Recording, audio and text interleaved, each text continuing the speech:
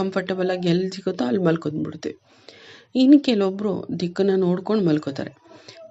ಇನ್ನು ಕೆಲವೊಬ್ರಿಗೆ ದಿಕ್ಕು ನೋಡಿದ್ರೂ ಕೂಡ ಜಾಗ ಅಡ್ಜಸ್ಟ್ ಆಗಲ್ಲ ಅಂತ ಯಾವ ಕಡೆ ನಮಗೆ ಜಾಗ ಸರಿ ಹೋಗುತ್ತೋ, ಅಂದರೆ ಮನೆ ಚಿಕ್ಕದಾಗಿದ್ದರೆ ಈ ದಿಕ್ಕಿಗೆ ಹಾಕ್ಕೊಂಡ್ರೆ ಜಾಗ ಸರಿ ಹೋಗುತ್ತೆ ಅಂದ್ಬಿಟ್ಟು ಯಾವುದೋ ಒಂದು ದಿಕ್ಕಿಗೆ ಹಾಕ್ಕೊಂಡು ಮಲ್ಕೊಳ್ಳೋರು ಇದ್ದಾರೆ. ಆದರೆ ನಾವು ದಿಕ್ಕಿಗೆ ತಲೆಯನ್ನು ಸರಿಯಾದ ದಿಕ್ಕಿಗೆ ಹಾಕ್ಕೊಂಡು ಮಲ್ಕೊಂಡ್ರೆ ಹಣಕಾಸು ಪ್ರಾಪ್ತಿಯಾಗತ್ತೆ. ಬೇರೆ ಕೆಟ್ಟ ದಿಕ್ಕಿಗೆ ಹಾಕ್ಕೊಂಡು ಮಲ್ಕೊಂಡ್ರೆ ಚಿಂತೆಗಳು, ಕಷ್ಟಗಳು ಬರುತ್ತೆ. ಹಾಗಾದರೆ ಯಾವ ದಿಕ್ಕಿಗೆ ಹಾಕ್ಕೊಂಡು ಮಲ್ಕೋಬೇಕು ಅಂದರೆ, ನಾವು ಪೂರ್ವ ದಿಕ್ಕಿಗೆ ತಲೆಯನ್ನು ಹಾಕ್ಕೊಂಡು ಮಲ್ಕೊಂಡ್ರೆ ಪೂರ್ವ ದಿಕ್ಕು ಸೂರ್ಯ ಉದಯ ಆಗೋ ದಿಕ್ಕು.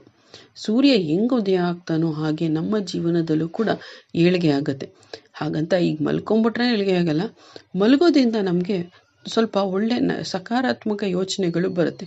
ಕೆಲಸ ಮಾಡೋದ್ರಲ್ಲಿ ಅದಕ್ಕೆ ಇದು ಸ್ವಲ್ಪ ಪುಷ್ಟಿಯನ್ನು ಕೊಡೋ ಹಾಗಾಗುತ್ತೆ. ನಾವು ಮಾಡೋ ಕೆಲಸದಲ್ಲಿ ನಾವು ಏನು ಸಂಪಾದನೆ ಮಾಡಬೇಕು ಅಂತ ಕಷ್ಟಪಟ್ಟು ದುಡಿತಿರ್ತೀವಿ, ಓದ್ತಾ ಇರ್ತೀವಿ, ಮಕ್ಕಳುಗಳು ಅವ್ರಿಗೆಲ್ಲ ಇದು ಒಂದು ಸ್ವಲ್ಪ ಪಾಸಿಟಿವ್ ಎನರ್ಜಿನ ಕೊಡುತ್ತೆ. ಈ ನೆಗೆಟಿವ್ ಎನರ್ಜಿಯನ್ನು ಕೊಡೋದ್ರೆ ನಾವು ಮಾಡಬೇಕು ಅಂತಿದ್ರು ಕೂಡ ಅದಲ್ಲಿ ಅಡೆತಡೆ ಬಂದ್ಬಿಡುತ್ತೆ. ಈ ಪಾಸಿಟಿವ್ ಎನರ್ಜಿ ಅಂದರೆ ಪೂರ್ವ ದಿಕ್ಕಿಗೆ ಮಲ್ಕೊಂಡ್ರೆ ನಮಗೆ ಅದನ್ನು ಕೆಲಸ ಮಾಡಬೇಕು, ಇದನ್ನು ಮಾಡ್ಕೋಬೇಕು, ಇದನ್ನು ಮಾಡಿಕೊಂಡ್ರೆ ಒಳ್ಳೆಯದಾಗುತ್ತೆ ಅನ್ನೋ ಯೋಚನೆಗಳು ಬಂದು ನಾವು ಜೀವನದಲ್ಲಿ ಏಳಿಗೆಯನ್ನು ಅನುಭವಿಸ್ತೀವಿ. ಮತ್ತು ದುಡ್ಡು, ಕಾಸು, ಐಶ್ವರ್ಯ ಎಲ್ಲ, ಹಣಕಾಸು ಎಲ್ಲ ಪ್ರಾಪ್ತಿಯಾಗುತ್ತೆ.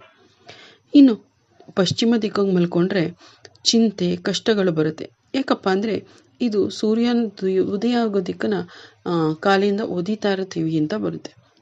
ಅಂದರೆ ದೇವರು ಫೋಟೋಗಳಿರೋ ಕಡೆ ದೇವರಿದ್ದಾರೆ ಅಂತ ಹೇಗೆ ನಂಬಿ ನಾವು ದೇವ್ರ ಕಡೆ ಕಾಲು ತೋರಿಸಲ್ವೋ ಹಾಗೆ ಸೂರ್ಯ ಉದಯ ಆಗೋ ಕಡೆ ಕೂಡ ಕಾಲನ್ನು ತೋರಿಸ್ಬಾರ್ದು. ಕಾಲನ್ನು ತೋರಿಸೋದ್ರಿಂದ ಕಷ್ಟ, ಚಿಂತೆಗಳು ಹೆಚ್ಚಾಗುತ್ತೆ. ಅಂದರೆ ನಮಗೆ ಕಣ್ಣಿಗೆ ಕಾಣಿಸೋ ದೇವರು ಅಂದರೆ ಸೂರ್ಯ ಒಬ್ಬನೇ. ಇನ್ನೆಲ್ಲ ದೇವರುಗಳನ್ನ ನಾವು ಫೋಟೋದಲ್ಲಿಟ್ಟು ಒಂದು ಆಕಾರ ಕೊಟ್ಟು ನಾವು ಪೂಜೆ ಮಾಡ್ತೀವಿ. ಆದರೆ ಕಣ್ಣಿಗೆ ಕಾಣೋದು ದೇವರು ಅಂದರೆ ಸೂರ್ಯ. ಆಮೇಲೆ ಪ್ರತಿದಿನ ಎದ್ದ ತಕ್ಷಣ ಸೂರ್ಯನಿಗೆ ಒಂದು ನಮಸ್ಕಾರ ಮಾಡಿ ಒಳ್ಳೇದು ಮಾಡಪ್ಪ ಅಂತ ಕೇಳಿಕೊಂಡ್ರೆ ತುಂಬ ಒಳ್ಳೆಯದಾಗತ್ತೆ.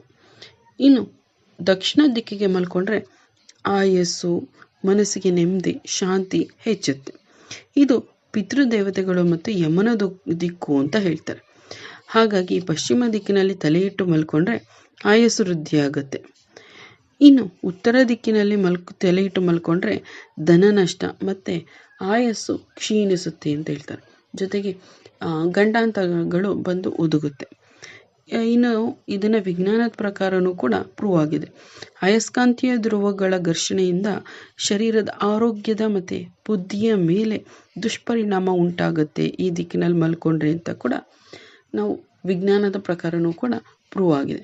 ಹಾಗಾಗಿ ನಾವು ಉತ್ತರ ದಿಕ್ಕಿನಲ್ಲಿ ಮಲ್ಕೊಬಾರ್ದು. ಈಗ